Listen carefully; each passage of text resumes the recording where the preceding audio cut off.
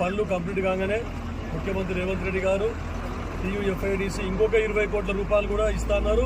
వారికి సభాముఖంగా నేను ముఖ్యమంత్రి గారికి కృతజ్ఞతలు తెలుపుకుంటా ఉన్నాను. తర్వాత తాగే నీటి గురించి కూడా గతంలో చెప్పడం జరిగింది.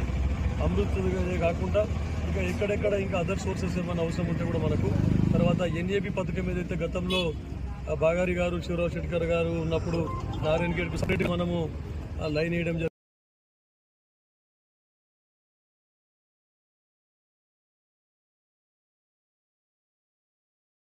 ప్రజలకు దారి తీర్చాలి. మంజీరాలో ఖచ్చితంగా మన సింగూరులో ఖచ్చితంగా మినిమం లెవెల్ మెయింటైన్ చేయాలి. లేదంటే కిందికి వ్యవసాయానికి నీళ్లు వాడుకొని మాకు తాగునీరు లేకుండా చేస్తున్నారు. అత్యధికంలో కూడా మనకు బోర్లు ఎండుకుండా తాగే నీరు ఇబ్బంది ఉంటుంది అని చెప్పి మినిమం లెవెల్ మెయింటైన్ చేసే విధంగా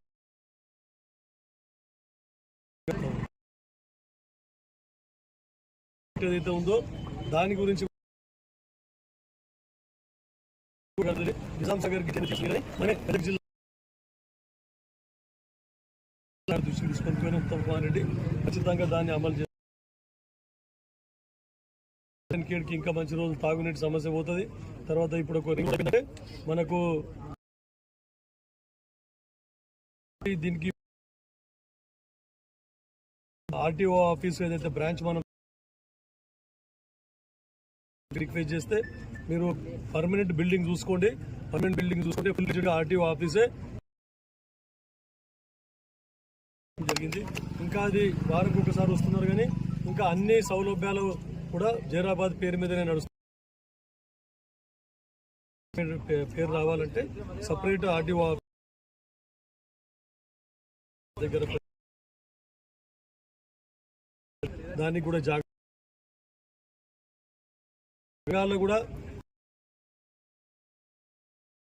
మంచి ముందు తీర్చిదిద్దుదాము మనం అందరం కలిసి. కాబట్టి వీళ్ళ టర్మ్ ముగిసే లోపలనే